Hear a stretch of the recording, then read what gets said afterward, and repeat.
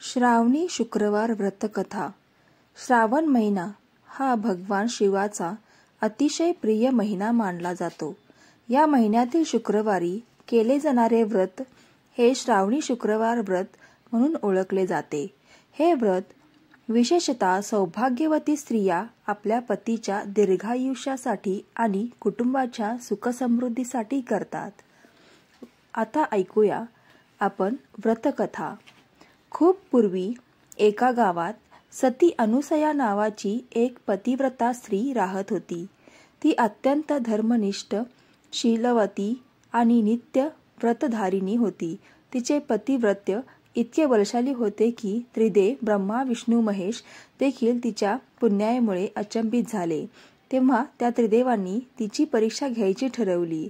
ते 3 साधूंच्या रूपात अनुसयाच्या घरी गेले आणि म्हणाले, आम्हाला भिक्षा हवी आहे, पण एक अट आहे, तू आम्हाला नग्न अवस्थेत भिक्षा द्यावी। हे ऐकून अनुसया थोडीशी विचारात पडली, पण तिची श्रद्धा आणि बुद्धी विलक्षण होती।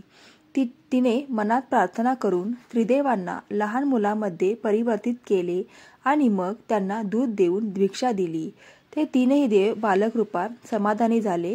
तिच्या पतिव्रताच्या शक्तीला प्रणाम करून त्यांनी आपले खरे रूप दाखवले व आशीर्वाद दिला। त्याच दिवसापासून श्रावण महिन्यातील शुक्रवारी पतिव्रता स्त्रियांनी हे व्रत करणे सुरू केले।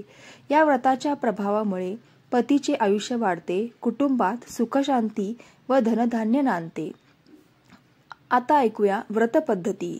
शुक्रवारी सकाळी लवकर उठून स्नान करून शुद्ध होणे, घरातील देवस्थान स्वच्छ करून देवीची पूजा करणे, विशेषतः श्री लक्ष्मी, पार्वती किंवा अनुसया मातेची पूजा करतात। पवित्र संकल्प घेऊन व्रत करणे, उपवास अथवा एक वेळचे फळाहार घेणे, संध्याकाळी दिवा लावून व्रतकथेचे वाचन करणे, शेवटी आरती करून नैवेद्य दाखवून व्रत पूर्ण करणे। याचे शुभ फल: सौभाग्य टिकते, पतीला दीर्घायुष्य लाभते, संतती सुख प्राप्त होते, घरात सुख शांती, धन व ऐश्वर्य नांदते।